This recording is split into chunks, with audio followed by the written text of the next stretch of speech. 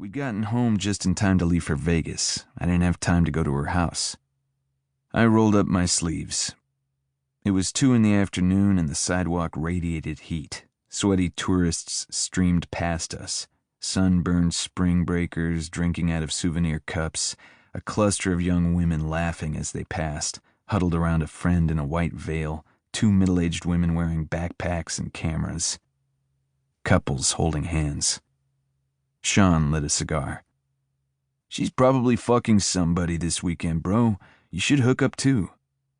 "Shut the fuck up, Dick." I plucked at the front of my shirt, wondering offhand if Sean was right, and getting irritable just thinking about it. Brandon waved off a guy in sunglasses handing out flyers for a strip club. "No change at all with her, huh?" I shook my head. "She's been off ever since karaoke night."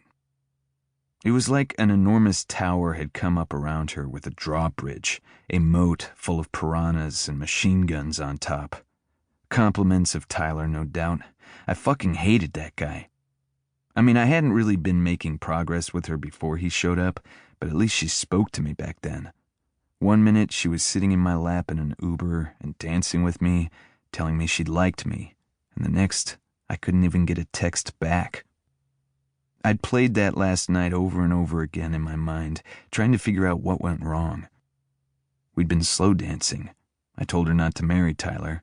She'd obviously agreed I was right about that because she'd gone outside to call him and told him no to his proposal. Then she'd come back in a different person. She'd made me take her home, cried the whole way there, and wouldn't let me touch her. Locked herself in her room, kicked me out of her house, and she'd barely spoken to me since. And I didn't fucking get it. This morning I'd sent her a text I knew was risky, but if she wasn't speaking to me anyway, what was the harm? Things couldn't get worse.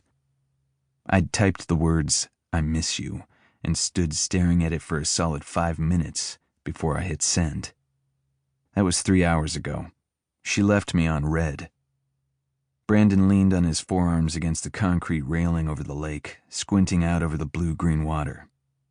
"I hate to say it, but Sean might be right. Maybe you should see what else is out there." I couldn't even look at him. "I don't want to see what else is out there," I said through clenched teeth. "If this was Sloan, would you want to see what else was out there?" Fuck, if anyone should understand it should be him.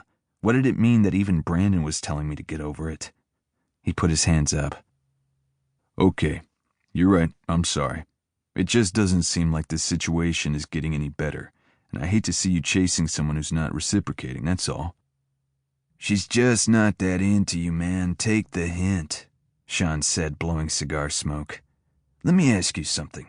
He tapped ash onto the sidewalk. "How many of your hoodies does she have?" I wrinkled my brow. "None. Why?" "She's not into you, bro. Bitches love hoodies. If she's not stealing your hoodies, she don't want your ass." This thrust me deeper into my dark place. As ridiculous as it sounded, it also rang true.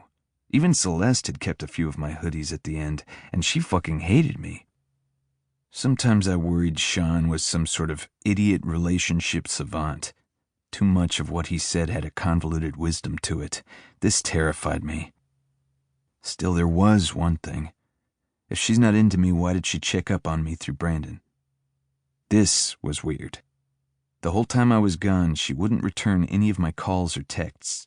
But then, on day 8 of clearing brush, I'd gotten moved to a different fire break than Brandon.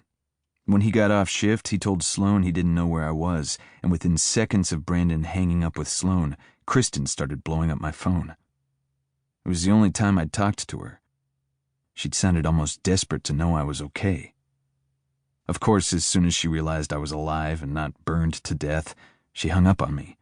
But that's when I realized she'd been using Sloan's updates to keep tabs on me. Why? Why not just answer one of the many calls I made? Sean snorted.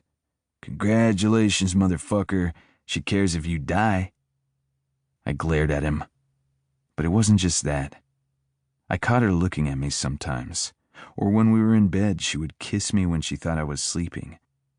Even at karaoke night, she was hugging me, but she made a lame excuse about it. It's like she didn't want me to know she gave a shit. Like she's pretending. Sean jabbed his cigar at me.